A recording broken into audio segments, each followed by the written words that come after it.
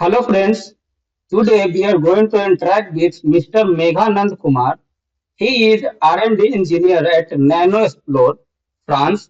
He has done MS from University of Paris-Saclay, France, and he has got full scholarship.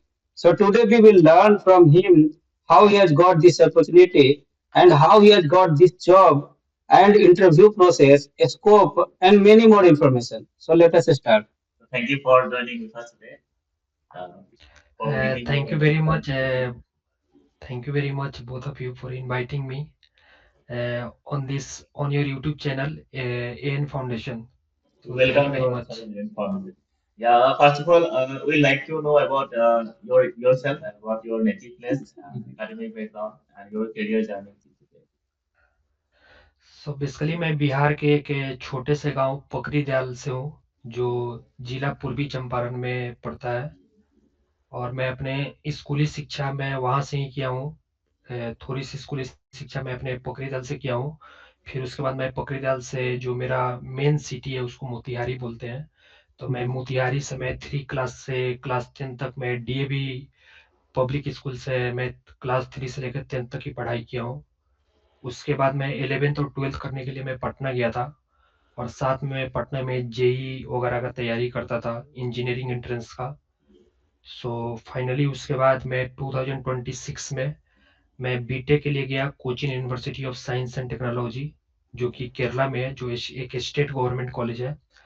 तो basically मैं BTech किया इन instrumentation technology from 2016 to 2020। फिर उसके बाद मैंने डिसाइड किया कि मुझे हायर स्टडीज परस्यू करना था, तो मैंने डिसाइड किया कि किस कंट्री को अप्रोच करना है और कहाँ पे करना है। तो शुरू से मेरा मेन फोकस था कि किसी यूरोपियन कंट्री में जाना है। तो लकली मेरा एडमिशन यूनिवर्सिटी ऑफ पेरिस सेक्ले में मिला विथ 100% स्कॉलरशिप। और फिर मैंने वहाँ पे मैंने मास्टर्स किया in integration circuit and system in 2020 to 2000 from 2020 to 2021। और उसके बाद में मुझे जॉब मिला नैनो एक्सप्लोर में as a R and D engineer. So अभी मैं वहाँ पे 1.5 साल से काम कर रहा हूँ। Okay, thank so you. अभी प्रेजेंटली आप वहाँ पे काम कर रहे हैं, R&D इंजीनियर नैनो एक्सप्लोर। सो ये इसके बारे में हम लोग बाद में डिस्कस करते हैं, मतलब आपको जॉब कैसे मिला। पहले हम लोग डिस्कस करते हैं जो कि बहुत ही इम्पोर्टेंट है। मेनली जो एस्पिरेंट्स वो जो बिहार के हैं चाहे इंडिया के किसी भी पार्ट से हैं, वो जानना चाहेंगे कि जो लोग बीटेक कर लेते हैं उनके बाद आप देखते हैं कि जॉब मिलना मुश्किल हो जाता है, खासकर अपॉर्चुनिटी कम है यहाँ पे इस रेस्पेक्ट में। तो वहाँ पे आपको एडमिशन मिला 100% स्कॉलरशिप के साथ। तो आपका ये क्या प्रोसेस है, कैसे आप पूरा डिटेल में इसको आप बताइए। जब भी आप अगर हायर स्टडीज के लिए अगर फॉरेन कंट्रीज टारगेट करते हैं, तो जो एडमिशन प्रोसेस होता है वो बहुत सिंपल होता है। आपको किसी भी कंसल्टेंसी से कांटेक्ट करने की जरूरत नहीं है। सबसे इम्पोर्टेंट चीज क्या है कि आपको सबसे पहले टारगेट करने का जरूरत है कि आप किस फील्ड में मास्टर्स करना चाहते हैं। और सबसे इम्पोर्टेंट चीज क्या है कि आपके पास क्यूबेस वर्ल्ड यूनिवर्सिटी रैंकिंग की वेबसाइट होती है। आप उस वेबसाइट पे जाइए, आप कंट्री का फिल्टर डाल सकते हैं कि मेरे को फ्रांस में मास्टर्स करना है। आप फ्रांस का टॉप 10 क्या यूनिवर्सिटी है, आप उसमें फिल्टर लगा के आप सॉर्ट आउट कर सकते हैं कि फ्रांस का टॉप 10 यूनिवर्सिटी ये है। फिर उस यूनिवर्सिटी के आप पर्टिकुलर वेबसाइट पे जा सकते हैं, और वहां पे आप सर्च कर सकते हैं आपके रिलेटेड क्या कोर्सेस अवेलेबल है। अगर कोई कोर्स आपके इंटरेस्ट का लगता है तो आप उस कोर्स पे डायरेक्टली अप्लाई कर सकते हैं। आपको किसी कंसल्टेंसी से कांटेक्ट करने की जरूरत नहीं है, कहीं भी आप डायरेक्टली आप अप्लाई कर सकते हैं यूनिवर्सिटी की वेबसाइट पे जाकर। और एप्लीकेशन प्रोसेस जो होता है ये बहुत ही सिंपल होता है, बहुत सिंपल। तो मेघानंद, पहले तो आपने बताया कि वो जो प्रोसेस करते हैं ऑनलाइन, मतलब फिल्टर करके पहले उस वेबसाइट पे जाएंगे, फिल्टर करके देख लेंगे कि कौन सा यूनिवर्सिटी टॉप 10 में आता है, चाहे चाहे थोड़ा बाद का रैंक का भी हो। उसके बाद ऑनलाइन अप्लीकेशन वहाँ पे मतलब कि निकला रहेगा, वैकेंसी यहाँ यहाँ पे है। तो ऑनलाइन अप्लीकेशन अप्लाई करके इजिली आपने बताया कि कर सकते हैं। लेकिन ये मेन क्वेश्चन ये आता है कि कौन सा बंदा, मतलब कौन सा जो एस्पिरेंट है इसको अप्लाई कर सकता है, क्या एलिजिबिलिटी क्राइटेरिया होगा इसके लिए। देखिए, ये इसका जवाब देने से पहले मैं थोड़ा सा बेसिक इंफॉर्मेशन बताना चाहता हूँ कि फ्रांस का एजुकेशन सिस्टम क्या है। फ्रांस का जो एजुकेशन सिस्टम है ये इंडियन एजुकेशन सिस्टम से टोटली डिफरेंट है। डिफरेंस क्या है, सबसे पहले उसकी बातें करते हैं। फिर जो लोग इंटरेस्ट है कि मेरे को फ्रांस में जाकर मास्टर्स करना है, फिर उसके बेसिस पे वो डिसाइड कर सकते हैं कि मेरे को चूज क्या करना है। डिफरेंस ये है कि जब आप इंडिया में जब आप मास्टर्स करते हैं, चाहे एमटेक हो, एमएससी हो, तो वो नॉर्मली 2 साल का होता है। चाहे आपका बैचलर्स डिग्री आपका 3 साल का हो या बैचलर्स डिग्री 4 साल का हो, आपको 2 साल का मास्टर्स करना पड़ेगा। लेकिन फ्रांस में ऐसा नहीं है। यहाँ पे फ्रांस में मास्टर्स जो है वो बेसिकली 2 तरह का होता है। जो कोर्सेस होते हैं उसका नाम होता है M1 एंड M2। M1 का मतलब होता है मास्टर्स 1, M2 होता है मास्टर्स 2। डिफरेंस क्या है, M1 में अगर आप एडमिशन लेते हैं, इसका मतलब है कि आप मास्टर्स के फर्स्ट ईयर में एडमिशन ले रहे हैं, यानी कि उस केस में आपको 2 साल का मास्टर्स करना पड़ेगा। M2 जो होता है, यानी कि आप डायरेक्टली सेकेंड ईयर मास्टर्स के सेकेंड ईयर में आप एडमिशन ले रहे हैं। तो क्या एलिजिबिलिटी क्राइटेरिया होती है, अब इस पे बात करते हैं। यानी कि आप फ्रांस में मास्टर्स 1 साल में भी आप मास्टर्स कंप्लीट कर सकते हैं और 2 साल में भी मास्टर्स कंप्लीट कर सकते हैं। फिर एलिजिबिलिटी क्राइटेरिया क्या है कि कौन सा बंदा डायरेक्टली M2 में एडमिशन ले सकता है और कौन सा M1 में ले सकता है। तो हम्म। एलिजिबिलिटी क्राइटेरिया ये है, अगर आपका बैचलर्स डिग्री अगर 4 साल का है तो आप डायरेक्टली M2 में एडमिशन ले सकते हैं। यानी कि एलिजिबिलिटी क्राइटेरिया ये होती है M2 का, कि आपका जो एजुकेशन होता है बिफोर M2 डिग्री वो 4 साल का होना चाहिए। अगर आपका हम्म। बैचलर्स डिग्री अगर सिर्फ 3 साल का है, तो उस कंडीशन में आप डायरेक्टली M2 में एडमिशन नहीं ले सकते हैं। उस कंडीशन में आपको M1 में एडमिशन लेना पड़ेगा, यानी आपको 2 साल का मास्टर्स करना पड़ेगा। तो ये एक एडमिशन का यहाँ का एजुकेशन सिस्टम है। और दूसरी चीज ये है कि सपोज, जस्ट टेक एग्जांपल, कि अगर आपको M1 में अगर आपको मन किया कि कंप्यूटर साइंस फील्ड का आर्टिफिशियल इंटेलिजेंस पढ़ना है, तो आपने M1 में कोई आर्टिफिशियल इंटेलिजेंस का आपने कोर्स ज्वाइन किया। फिर आपको M1 मास्टर्स फर्स्ट ईयर में आपको पता चला कि अरे यार, ये जो कोर्स है मेरे को इंटरेस्टिंग नहीं लग रहा है, मेरे को मजा नहीं आ रहा है, मेरे को कुछ दूसरा चूज करना चाहिए, डेटा साइंस में जाना चाहिए। तो आपके पास फ्लेक्सिबिलिटी होता है, यानी कि आप M1 के बाद मास्टर्स के सेकेंड ईयर M2 में आप डेटा साइंस चूज कर सकते हैं। उस कंडीशन में जो आपको डिग्री मिलेगा वो कंप्यूटर साइंस का ही डिग्री मिलेगा, लेकिन आपका जो स्पेशलाइजेशन होगा वो डेटा साइंस का होगा। और ओके। आप डायरेक्टली अगर आप M2 में भी आते हैं, अगर सिर्फ डेटा साइंस पढ़ते हैं या आर्टिफिशियल इंटेलिजेंस पढ़ते हैं, उस कंडीशन में भी आपको जो डिग्री मिलेगा वो कंप्यूटर साइंस का मिलेगा। तो ये बेसिकली ओह। डिफरेंस है इंडियन एजुकेशन सिस्टम और फ्रेंच एजुकेशन सिस्टम में। ओके, सो मतलब कि अगर कोई बीटेक है 4 साल किया, जैसे आपने इलेक्ट्रॉनिक्स एंड टेली कम्युनिकेशन में किया ना, नहीं, तो मेरा जिस इंस्ट्रूमेंटेशन हाँ टेक्नोलॉजी में था। इंस्ट्रूमेंटेशन में, तो जी। जो आपने किया तो उसके बाद तो आपका M2 में आपने लिया था, क्योंकि आपने 4 साल यहाँ पे किया। हाँ, तो मैंने डायरेक्टली M2 में एडमिशन लिया था, क्योंकि मेरे को पता था कि मेरा बैचलर्स 4 साल का है। अगर मैं डायरेक्टली M2 में अगर जाता हूँ तो मेरा जो 1 साल है वो सेव हो सकता है। तो इसलिए मैं M1 में एडमिशन ना लेके मैं डायरेक्टली M2 में लिया, और मेरा जो मास्टर्स था वो 1 साल में फिनिश हो गया। तो मेरा जो स्पेशलाइजेशन था वो इंटीग्रेशन सर्किट सिस्टम में था। और जो मेरे को जो डिग्री मिला वो masters in electrical and electronics engineering का मिला। मतलब आपका 1 साल का कोर्स था। ओके। सो अच्छा, ये मेघानंद आप ये बताइए कि आपको जो मिला, जो 100% स्कॉलरशिप मिला, तो वो कैसे, अगर कोई प्रोसेस करना तो वो एप्लीकेशन के थ्रू कैसे पता चलता है, वो कैसे मिलेगा अगर किसी को चाहिए तो? ठीक है, उस चीज पे आने से पहले सबसे पहले एक्सप्लेन करते हैं कि फ्रांस में स्कॉलरशिप का क्या अपॉर्चुनिटी है हम्म। इंटरनेशनल स्टूडेंट्स को और एज ए इंडियंस। और कोई एक इंडियन स्टूडेंट्स अगर स्कॉलरशिप अप्लाई करना चाहते हैं तो क्या क्या अपॉर्चुनिटी है और क्या क्या प्रोसेस है, सबसे पहले उस पर बात करते हैं। फिर उसके बाद मैं अपने पे आऊंगा कि मुझे कैसे मिला। हम्म। तो स्कॉलरशिप के लिए जो फ्रेंच एजुकेशन सिस्टम है ये एक बहुत अच्छा सिस्टम है। तो नॉर्मली जो फ्रांस का जो मिनिस्ट्री ऑफ एजुकेशन है, उन लोग का हर पर्टिकुलर कंट्री में अपना एक सिस्टम होता है जिसको एक कैंपस फ्रांस बोलते हैं। तो हम्म। एक इंडिया के लिए भी एक वेबसाइट है, उसका नाम है कैंपस फ्रांस, फ्रांस इंडिया। उस वेबसाइट के थ्रू आप फ्रांस में कौन कौन से स्कॉलरशिप अपॉर्चुनिटीज है सिर्फ इंडियंस के लिए, उस चीज का जो भी इंफॉर्मेशन है आप कैंपस फ्रांस इंडिया के वेबसाइट से प्राप्त कर सकते हैं। आप कोर्स कोर्स के लिए भी आप देख सकते हैं कि कौन कौन सा कोर्स इंटरेस्टिंग है। उस कोर्स के करने के बाद फ्रांस में क्या अपॉर्चुनिटी है, क्या जॉब के लिए क्या अपॉर्चुनिटीज है, अगर मास्टर्स के बाद अगर पीएचडी करना है तो क्या अपॉर्चुनिटीज है, कौन कौन से लैब है, कहाँ पे क्या फैसिलिटीज है, ये सब का इंफॉर्मेशन आप कैंपस फ्रांस इंडिया से प्राप्त कर सकते हैं। और इवन बहुत सारे स्कॉलरशिप ऐसे होते हैं जो आपको कैंपस फ्रांस इंडिया के वेबसाइट से ही अप्लाई करना पड़ता है, वो आपको यूनिवर्सिटी वेबसाइट पर उसकी इंफॉर्मेशन आपको नहीं मिलेगी, वो आपको कैंपस फ्रांस इंडिया के वेबसाइट पे ही मिलेगा। तो ये चीज है।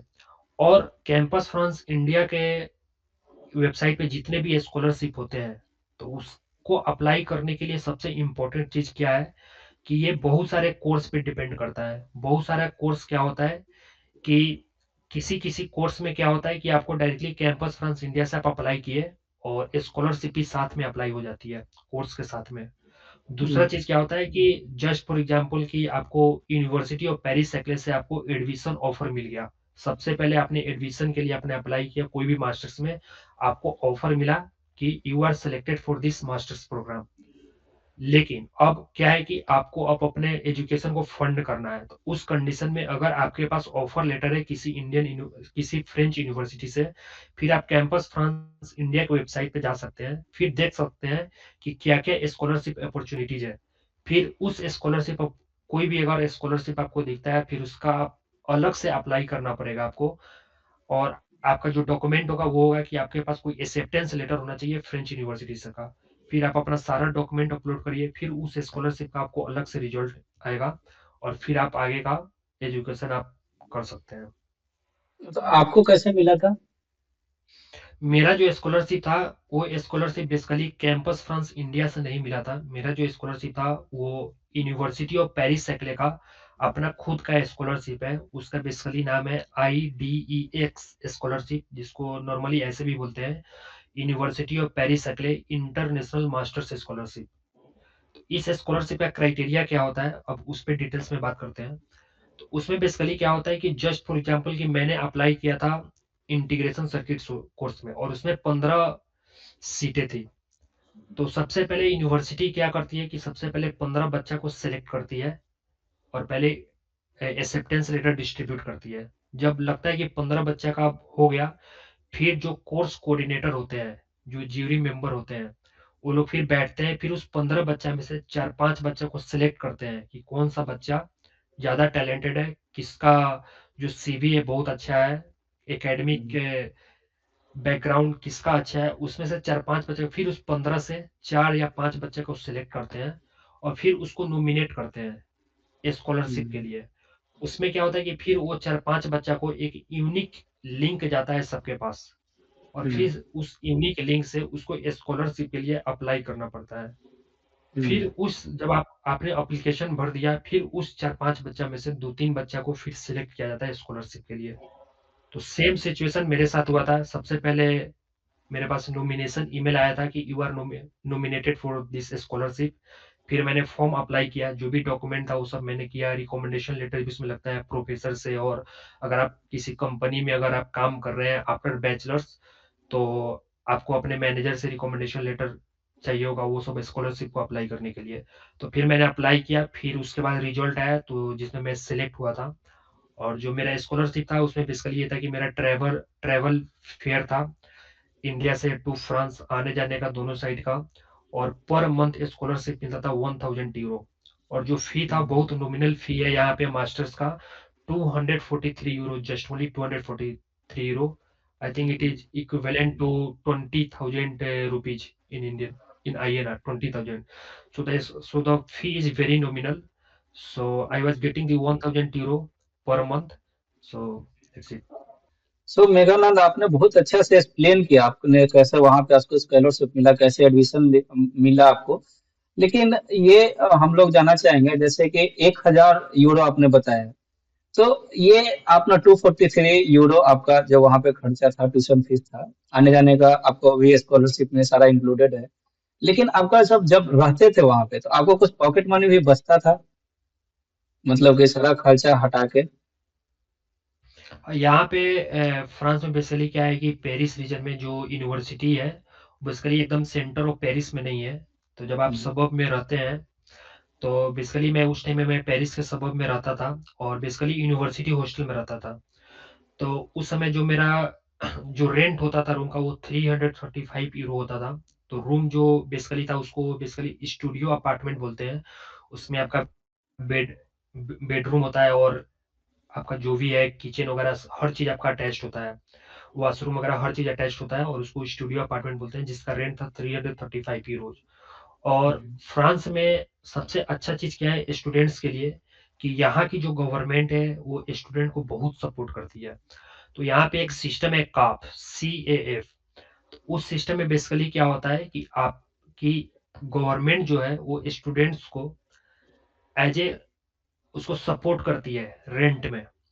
तो बेसिकली क्या होता है कि आपका क्या इकोनॉमिक कंडीशन है, आप किस सिचुएशन में है, अगर आप स्कॉलरशिप स्टूडेंट है, स्कॉलरशिप स्टूडेंट्स नहीं है, ये सब फैक्टर होता है डिसाइड करने के लिए कि गवर्नमेंट आपको कितना सपोर्ट करेगी रेंट के लिए। तो बेसिकली मेरे को 40% मेरे को मिलता था गवर्नमेंट की तरफ से, 335 यूरो में। तो बेसिकली उस कंडीशन में क्या होता है कि इवन आप अगर यूनिवर्सिटी हॉस्टल में नहीं रह रहे हैं, इवन आप अगर बाहर रह रहे हैं, किसी प्राइवेट रेसिडेंस में रह रहे हैं, किसी पीजी में रह रहे हैं, तो उसमें क्या होता है कि आपको अपने ओनर को जो रेंट है, जस्ट फॉर एग्जांपल कि 500 यूरो वो आपको देना है। लेकिन जो बाकी पैसा है वो काफ जो गवर्नमेंट का बॉडी है, फिर वहां से आपके अकाउंट में रिटर्न आता है कुछ परसेंटेज, 20%, 30%, 40%, ये डिपेंड करता है कि आपका क्या कंडीशन है, क्या सिचुएशन है। तो बेसिकली जो मेरा रेंट था वो 335 यूरो था, लेकिन फाइनली मेरे को 148 यूरो ही पे करना पड़ता था। बाकी ओके। जो पैसा था वो रिटर्न आता था गवर्नमेंट की तरफ से, जो काफ की तरफ से। तो ये था 148 यूरो रेंट होता था। और यहाँ पे अगर आप बहुत अच्छे से एंजॉय करना चाहते हैं, और ये डिपेंड भी करता है पर्सन टू पर्सन कि आपका लाइफ स्टाइल क्या है क्या नहीं है। तो जस्ट अगर एवरेज अगर बात करें तो आपको खाने पीने के लिए मतलब 100 to 150 euro per month is more than enough. Okay. तो टोटल अगर बात करें तो maximum maximum 500 euro is enough. और उसमें सारा इंक्लूड हो गया। अब हाँ, सारा 500 चीज आपका यूरो इंक्लूड हो आपका गया। सेविंग हो गया। तो इवन आप महीना में 500-400 यूरो आप सेव कर सकते हैं, जो कि इक्विवेलेंट हो गया ओ, आपका 40,000 45,000 के करीब में INR में। ओके। बहुत।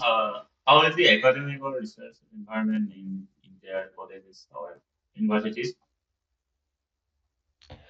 जो इन्वायरमेंट होता है अगर बात करें, सो इस पे I am very honest about this opinion. Like hmm, India में क्या होता है कि जो कैंपस लाइफ होता है वो बहुत अच्छा होता है, लेकिन जो फॉरेन का मेरे को बाकी दूसरे कंट्री का नहीं पता है, लेकिन मैं स्पेशली मैं फ्रांस का बात करूंगा, मैं जिस यूनिवर्सिटी से हूँ, यहाँ पे बेसिकली जो कैंपस होता है बहुत स्प्लिटेड कैंपस होता है। सब चीज आपका एक कैंपस के अंदर में नहीं होता है। आपको ऐसा लगेगा कि मेरा जो हॉस्टल है वो कहीं और है, मेरा क्लास एक क्लास 9 से 12 का इस कैंपस में हो रहा है, 1 से 4 का जो क्लास है वो किसी दूसरे कैंपस में है, फिर आपको बस पकड़ के आपको जाने में आधा घंटा 40 मिनट ऐसा लगेगा आपको जाने के लिए। कैंपस बेसिकली स्प्लिटेड होता है, कैंपस लाइफ नहीं है जैसा कि इंडिया में होता है।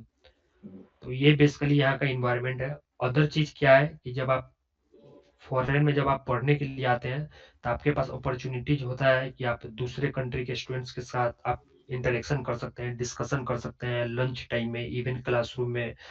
उस कंट्री का क्या सिचुएशन है, वहाँ का क्या सिचुएशन है, वहाँ के लोग कैसे हैं, कैसे बिहेव करते हैं, ये सब चीज़ का एक्सपोजर है, जिसको जस्ट बोलते हैं कि international exposure. So of course जब आप फॉरेन कंट्रीज में आते हैं तो आपके पास बहुत सारा इंटरनेशनल एक्सपोजर होता है, but in terms of the campus life, जैसे कि हम लोग नॉर्मली इंडियन यूनिवर्सिटीज में बहुत इंजॉय करते हैं, बहुत कैंपस लाइफ होता है, सो उस तरह का चीजें यहाँ पे नहीं होता है। लेकिन हर जगह का कुछ ना कुछ मेरिट डिमेरिट होता है। डीमेरिट तो इवन होता इंडियन है। एजुकेशन सिस्टम का भी कुछ मेरिट है, डिमेरिट है।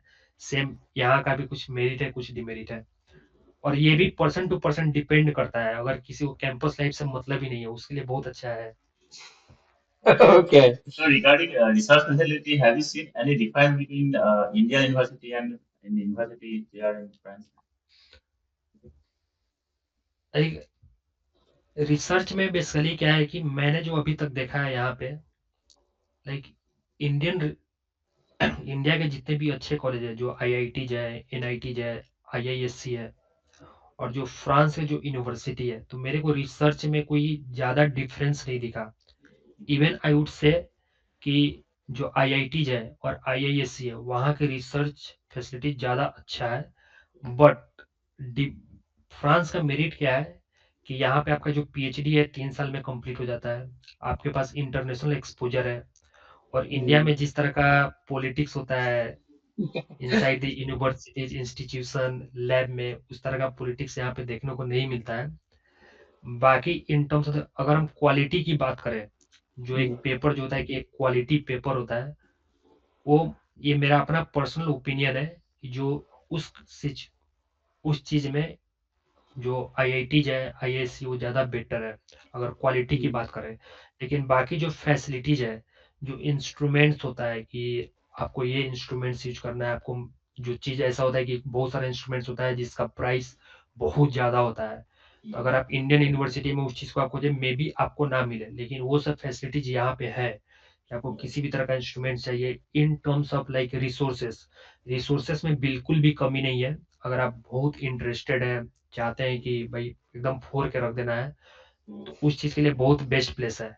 लेकिन फॉर दी लॉन्ग टर्म अगर आप चाहते हैं कि आप बहुत अच्छे से रिसर्च करें, सब चीज़ करें, फ्रांस उसके लिए भी बहुत अच्छा है, इंटरनेशनल एक्सपोजर है, हर चीज़ है। लेकिन इंडियन जो आईआईटीज है और आईआईएससी है, वो भी कम नहीं है। ये मैं अभी तक देखा हूँ। मे बी मेरा ओपिनियन गलत होगा या ये मेरा ओपिनियन है, किसी दूसरे का कुछ अलग ओपिनियन होगा। सो जो मैं देखा हूँ तो ये मेरा बेसिकली ओपिनियन है रिसर्च के प्रति। So how is the living standard there in France? Did you get any difficulties when you first time went there or reached there? Living standard अगर इंडिया से कंपेयर करें तो यहाँ पे रियली बहुत अच्छा है। यहाँ का जो फैसिलिटीज है, जो गवर्नमेंट की तरफ से जो दिया जाता है इवन स्टूडेंट्स को, और जैसे मैं यहाँ के लिए, जैसे मैं फॉरेनर हूँ लेकिन मैं अभी जॉब कर रहा हूँ, तो मैं टैक्स पे कर रहा हूँ, तो गवर्नमेंट की तरफ से बहुत सारी फैसिलिटीज मिलती है। जो लिविंग स्टैंडर्ड है वो बहुत अच्छा है, जो लोगों का जो लाइफ स्टाइल है वो बहुत अच्छा है। ट्रांसपोर्टेशन फैसिलिटीज या बाकी हेल्थ फैसिलिटीज, एजुकेशन फैसिलिटीज, ये सब जो भी गवर्नमेंट प्रोवाइड करती है, ये सब बहुत अच्छा है as compare to India. India में भी बहुत सारे सिटीज में बहुत अच्छे अच्छे फैसिलिटीज है। If I will compare with the Paris, so वहाँ पे भी है, लेकिन बहुत सारे सिटीज में नहीं है। लेकिन अगर रेटिंग की बात करें तो ऑफ कोर्स पेरिस सिटी का अगर रेटिंग करें तो इसका जरूर 5 मिलेगा, लेकिन अगर इंडिया के किसी दूसरे सिटी का कंपेयर करें तो 4 होगा। तो of course living standard, life style, ये सब बहुत अच्छा है यहाँ पे। ओके। सो मेघानंद, आपने हर चीज को बहुत अच्छे से एक्सप्लेन किया। सो नाउ अब हम लोग इस पे डिस्कशन करते हैं। आपको जो अभी जॉब कर रहे हैं, R&D इंजीनियर, नैनो एक्सप्लोर, तो ये आपको जॉब कैसे मिला और क्या क्या क्या प्रोसेस हुआ इसके लिए, और क्या इंटरव्यू प्रोसेस था, कैसा डिफिकल्टी लगा, एवरीथिंग। फ्रांस में क्या है कि जब आप एक फ्रेशर है, आपके पास कोई वर्क एक्सपीरियंस नहीं है, तो इंडिया में बेसिकली क्या होता है कि जब आप यूनिवर्सिटीज में होते हैं या कॉलेज में होते हैं, तो कंपनी डायरेक्टली वहां पे आती है प्लेसमेंट के लिए। और इस तरह का फैसिलिटी मेरा ऐसा मानना है कि सिर्फ इंडिया में है। अगर आप आउटसाइड इंडिया में जाए, स्पेशली इन फ्रांस, इस तरह का कुछ कैंपस प्लेसमेंट नाम का कोई चीज नहीं होता है। यहाँ पे बेसिकली क्या होता है कि आपको अपना पढ़ना है, आपको अपना डिग्री लेना है, और डायरेक्टली आप कंपनी की वेबसाइट पे जाइए, आप अपना अप्लाई करिए, आपको रिस्पॉन्स आएगा। अगर आपका सीवी सेलेक्ट हुआ तो आप इंटरव्यू दीजिए, आगे का प्रोसेस होगा। तो बेसिकली ये चीज मैं क्लियर कर दूं कि इंडिया जैसा नहीं है कि आपको कंपनी आपके कॉलेज में आएगी, इस तरह का सिस्टम नहीं है। फिर मेरे को कैसे जॉब मिला, तो जब मैं मास्टर्स के लास्ट स्टेज में था, तो मैं बहुत सारे कंपनी में मैं अप्लाई करना शुरू कर दिया था। तो मैं नैनो एक्सप्लोर में मैं कंपनी की वेबसाइट पे जाके अप्लाई किया था। अप्लाई करने के 4 या 5 दिन के बाद में मेरे को रिस्पॉन्स आया था फर्स्ट इंटरव्यू के लिए। तो मेरा टोटल 2 राउंड का इंटरव्यू हुआ था, और उसका जिसमें दोनों राउंड टेक्निकल इंटरव्यू था, और सेकेंड इंटरव्यू में ही थोड़ा सा मैनेजमेंट टाइप का, कुछ एचआर टाइप का क्वेश्चन था। और सो बेसिकली ये इंटरव्यू प्रोसेस था, और उसके बाद मेरा सिलेक्शन हुआ। Job profile? Yes, I am working as a R&D engineer, especially in the VLSI field. So VLSI में बहुत सारे डोमेन होते हैं, फ्रंट एंड होते हैं, वेरिफिकेशन होते हैं, बैक एंड होते हैं। तो बेसिकली मैं बैक एंड में काम कर रहा हूँ, जिसको as a physical design engineering बोलते हैं। तो मैं बेसिकली R&D टीम में हूँ, और मैं as a physical design engineer काम कर रहा हूँ। So what are the basic skills that are required to get into R&D job? Basic skill मेरे हिसाब से सबसे इम्पोर्टेंट चीज क्या है कि आपके पास एक लर्निंग एबिलिटी होना चाहिए। This is very very important things. Like अगर आपके पास लर्निंग एबिलिटी नहीं है डे बाय डे, अगर आप चैलेंजेस को फेस नहीं कर सकते तो आप R&D के लिए फिट नहीं है। R&D जी में कि आपको डेली नया नया चीज करना है, आपको सीखना है। डेली आपके पास अलग अलग सिचुएशन आएगा, अलग अलग प्रॉब्लम आएगा, आपको उसको फेस करना है, उस चैलेंज को कैसे फेस करना है, कैसे सीखना है। ऐसा नहीं है कि आपको कभी कभी ऐसा चीजें आएगा जो आपको पहले आपको कभी ना आप सुने होंगे, ना आपको कभी पता होगी भाई ये क्या चीज होता है। तो आपके पास वो सब चीज फेस करने का आपके पास एबिलिटी होना चाहिए, सीखने का एबिलिटी होना चाहिए कि भाई ये चीज नहीं आता है और मैं सीखूंगा और करूंगा। तो R&D जॉब के लिए लर्निंग एबिलिटी सबसे सबसे ज्यादा इम्पोर्टेंट है। Need to be dynamic. Yes. So, how is the work culture there? Working hours? Company में कैसा है, टाइमिंग क्या है, कैसा इन्वायरमेंट है वहाँ? बेसिकली यहाँ पे जो मैं जो देखा हूँ, मैं इंडिया में कभी काम नहीं किया हूँ तो मैं कंपेयर नहीं कर सकता हूँ कि इंडिया का वर्क कल्चर क्या है। तो मैं फ्रांस में मैं अपना कैरियर का पहला जॉब आफ्टर एकेडमिक लाइफ में फ्रांस में ही शुरू किया हूँ। तो मेरे को यहाँ का जो वर्क कल्चर है बहुत अच्छा लगता है। यहाँ पे क्या है कि आपका जो पर्सनल लाइफ है उसका ज्यादा इम्पोर्टेंस है। अगर आपका कोई मीटिंग है अगर 10 बजे सुबह से, लेकिन आप किसी कारण से आप अगर नहीं जा पा रहे हैं मीटिंग में, इवन आप डायरेक्टली बोल सकते हैं मैनेजर को कि मेरे फैमिली में ये प्रॉब्लम आ गया है या मेरे को यहाँ पे जाना है, मैं नहीं आ सकता हूँ। इवन मीटिंग आपका एक्सटेंड हो जाएगा। ठीक है। तो ओह पर्सनल ओके। पर्सनल लाइफ जो है उसका सबसे ज्यादा इंपॉर्टेंस है। यहाँ पे ये नहीं देखा जाता है कि भाई तुम तो 10 बजे नहीं आए, मैं तुम्हें फायर कर दूंगा या ये प्रॉब्लम है, इस तरह का यहाँ पे सिचुएशन नहीं है। नॉर्मली जो वर्किंग आवर है यहाँ पे वो 7 घंटा का होता है पर डे का। और जो टाइमिंग होता है बहुत फ्लेक्सिबल होता है, आप कभी भी ऑफिस जा सकते हैं, कभी भी आ सकते हैं। जो इम्पोर्टेंट चीज क्या है कि आपका जो काम है वो काम सही टाइम पे होना चाहिए। अगर आपको कोई काम दिया गया है कि आपको इतने तारीख से पहले करना है या ये डेडलाइन है, आपको करना हम्म, है। बाकी आप ऑफिस कभी भी जाइए, आपको 10 बजे जाना है, 11 बजे जाना है, 12 बजे जाना है, कभी भी जा सकते हैं। कोई टाइमिंग बाउंडेशन नहीं है, आपके पास बहुत सारा फ्लेक्सिबिलिटी है। फिर छुट्टी की बात करें तो यहाँ पे छुट्टी का भी जो फैसिलिटीज है जो कंपनी प्रोवाइड करती है वो भी बहुत अच्छा होता है। अगर आप इंडिया की बात करें तो इंडिया में जैसे मेरे बहुत सारे फ्रेंड्स है जो काम कर रहे हैं, तो इंडिया में क्या है कि इवन आप एक्सपेक्ट नहीं कर सकते कि एक मैनेजर जो 25 से 30 लोगों के टीम को मैनेज कर रहा है वो 1 महीना के छुट्टी पे जा सकता है, जो इंडिया में हम्म, आई थिंक जो पॉसिबल नहीं है। लेकिन यहाँ हाँ पे जो इवन जो मैनेजर जो 25-30 लोगों को जो मैनेज कर रहे हैं वो भी 1 महीना के छुट्टी पे जाते हैं, कंटिन्यूअस 1 महीना का।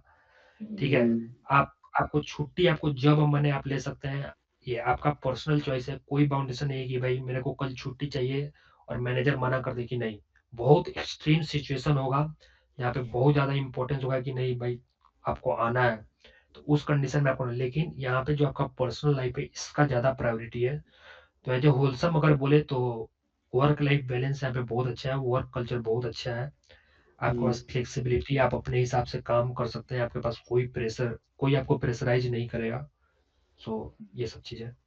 अच्छा मेघानंद, एक सवाल जो मैं भूल गया पहले पूछना। आपने आईआईटी गुवाहाटी में इंटर्नशिप किया था, तो वो इंटर्नशिप आपका फायदा किया था? मतलब एडमिशन के थ्रू जो एमएस में एडमिशन लिया था तो उसका। बेसिकली क्या है कि जब आप फॉरेन यूनिवर्सिटीज में अप्लाई करते हैं तो जो फॉरेन यूनिवर्सिटी जो होती है उन लोगों के लिए CGPA जो होता है वो हम्म, बहुत ज्यादा इंपॉर्टेंट होता है।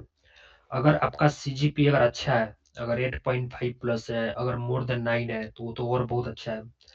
अगर आपका CGPA 8.5 प्लस है तो आप एक अच्छे यूनिवर्सिटीज में आपको एडमिशन मिल सकता है। अगर आपका रिकमेंडेशन लेटर अगर अच्छा है, आपने जो स्टेटमेंट ऑफ पर्पस SOP लिखे हैं अगर वो अच्छा है, तो आपको एडमिशन मिल सकता है। But I am not sure, but अगर आपका 9 प्लस है तो 100% है कि आपको एडमिशन मिल सकता है।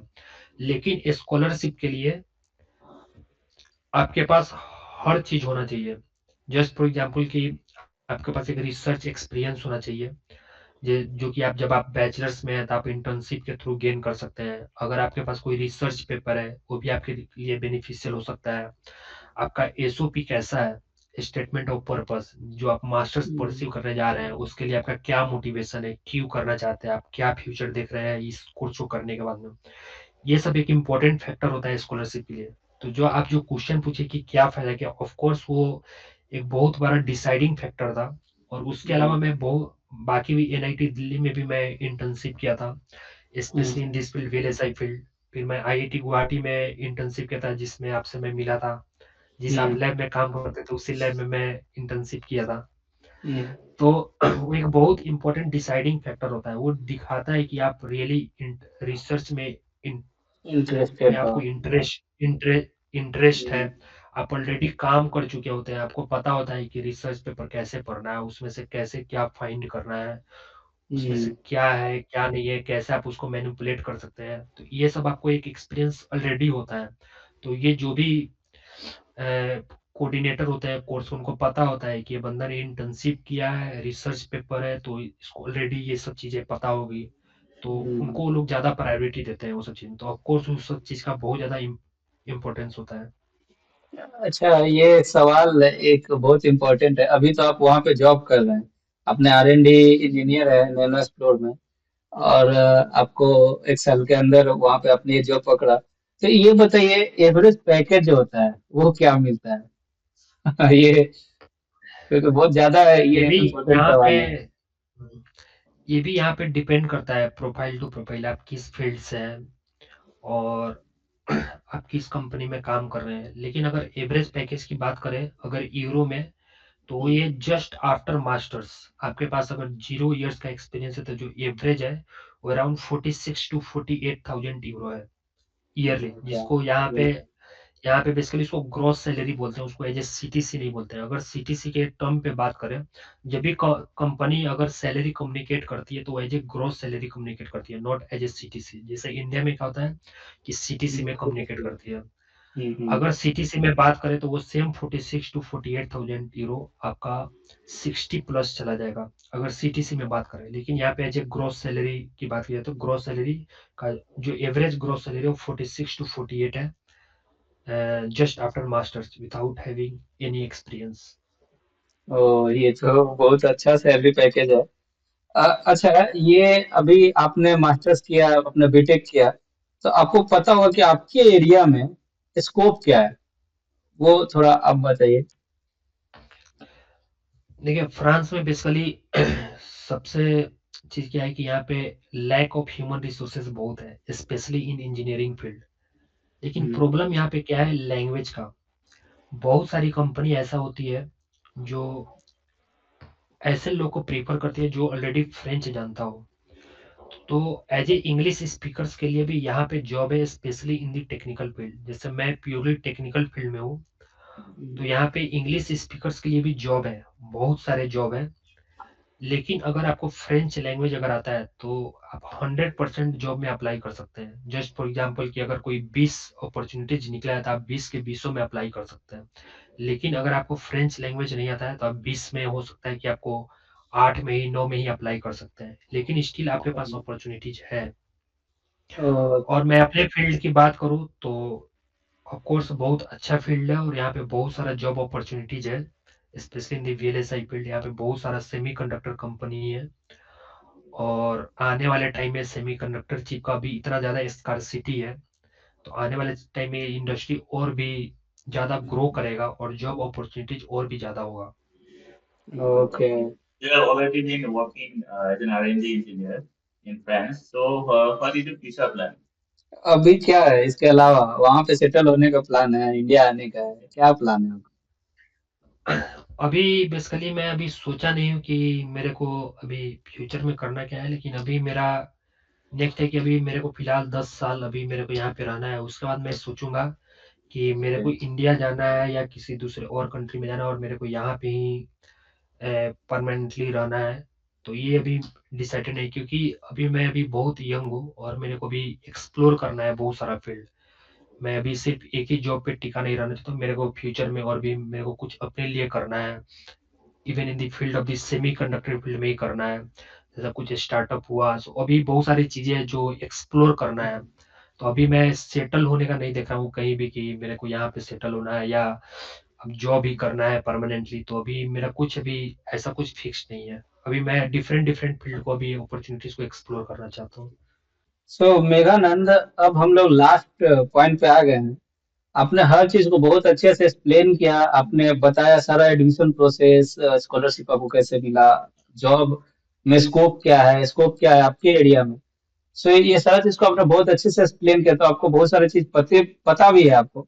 सो आप क्या सजेस्ट करोगे पेरेंट्स को, जैसे कि जो मान लीजिए अभी जो बीटेक कंप्लीट किया जिन्होंने, जो आपके एरिया में है मेनली, और जो अभी 12th जस्ट पास किया है, तो उन लोगों के लिए आप क्या सजेस्ट करोगे? मेरा सजेशन यही रहेगा कि अगर आप अपने early stage of career, like I mean early stage of BTech, अगर आप डिसाइड कर लेते हैं कि मेरे को फॉरेन यूनिवर्सिटीज में जाकर मास्टर्स करना है, तो सबसे इम्पोर्टेंट चीज क्या है कि आप अपने सीवी को ऐसे मोल्ड करिए कि जो एक मास्टर्स के लिए जाकर फिट हो, ताकि ओके। आपको उसमें 100% स्कॉलरशिप भी मिल पाए, और आपको जो भी वर्ल्ड का जो टॉप यूनिवर्सिटीज है वहां से आपको एडमिशन ऑफर और विथ स्कॉलरशिप आपको मिल पाए। इंपॉर्टेंट चीज क्या है कि अगर आप बीटेक में हैं तो आप इंटर्नशिप करिए, आप अपने समर जो वेकेशन होता है उसको यूटिलाइज करिए किसी आईआईटीज एनआईटीज और किसी दूसरे इंडियन यूनिवर्सिटीज में जाकर। इवन आप अपने सेम कॉलेज में आप इंटर्नशिप कर सकते हैं किसी प्रोफेसर के अंडर अंडर में, देख सकते हैं रिसर्च कैसे हो रहा है, कैसे प्रोसीड करना है। आप उस तरह का एक्सपीरियंस को कर सकते हैं, ताकि आप अपने सीवी में डाल सके कि मैं इस चीज पे काम किया हूँ, या कोई पेपर आपका पब्लिकेशन हो रहा है उस काम के कारण। तो आप अपने समर वेकेशन को बहुत अच्छे से यूटिलाइज करिए, किसी दूसरे यूनिवर्सिटीज में जाकर चीजों को एक्सप्लोर करिए, कैसे हो रहा है कैसे नहीं हो रहा है ये सब चीज।